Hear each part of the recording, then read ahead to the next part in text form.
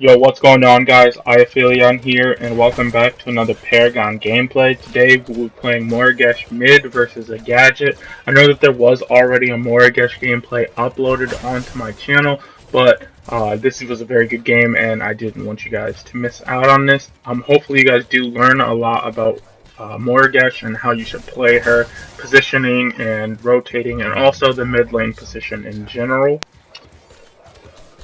Around the 3-minute mark, you'll see we rotate to the river buffs. These are essential for your team because they can help you provide support to your other lanes and even get kills in your own. But river buffs aren't worth dying for, so if you're low health or low mana, just don't fight for them.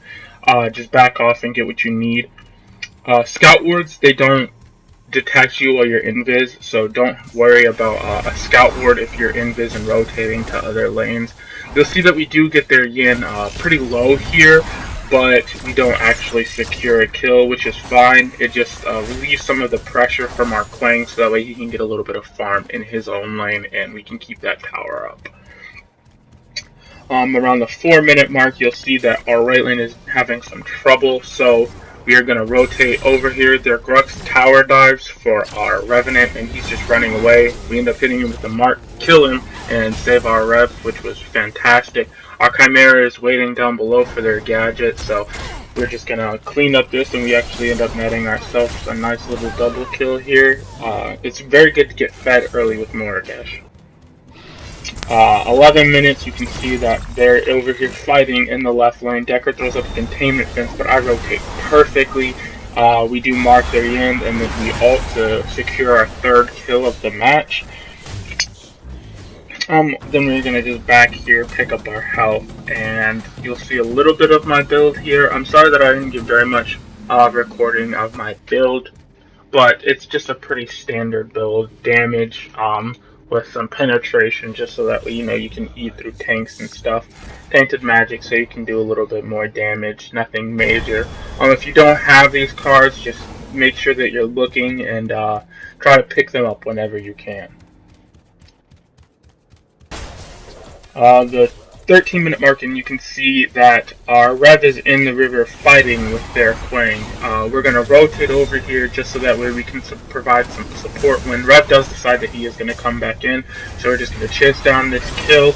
Always feed your carry. You want him to get as many kills as possible early, so that way you can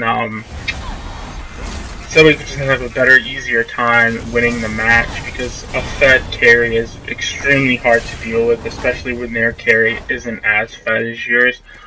We don't kill the gadget here, which is a little unfortunate, but it's alright because we did kill their Quang. You're going to see that our Chimera just got a double kill mid, so we are going to help him out with getting this Decker off, and then we're going to push the mid lane.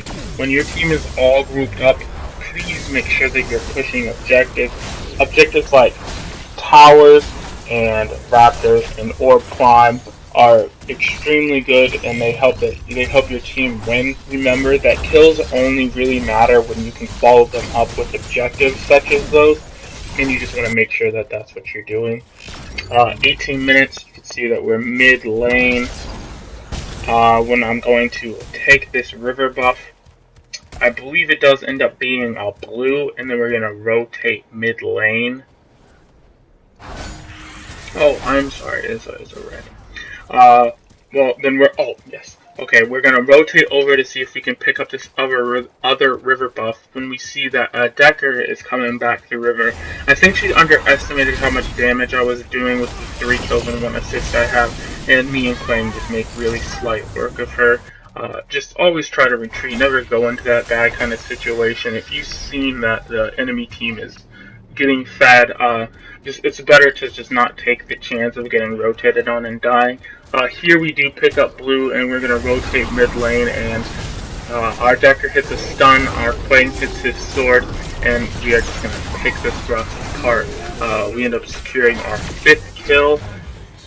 With our team still here, I am going to try to fight this a little bit when their yin does rotate, so I'm going to back up, get my health back. Our Chimera jumps in on yin. We're going to mark her. I would have thrown my square at her, but she did throw up her ultimate, so it would have stopped it. But I do ult her anyways, and she does end up dying. This is at the 21-minute mark, so they do end up surrendering in a little bit. But before that happens, we're just going to try to take this inhib. When the Decker throws up a containment fence, I do mark her, but I do get out of tower range before she can throw up her containment fence. And if Decker would have, when Decker threw up her containment fence, if Gadget would have thrown up her ultimate at the same time, we could have died there, but fortunately we didn't. And so I'm just going to back here, seeing as I'm low health and they surrender. So I do hope that you guys enjoyed this Morigesh match, and I hope that it showed you how strong she can be when you're playing her correctly behind your team. She's not a front lane initiator at all. She is definitely an assassin, and she's extremely squishy. So if you do want to play her, just make sure that you're taking your time, you're not getting caught out of position. And other than that, have a good day and peace out.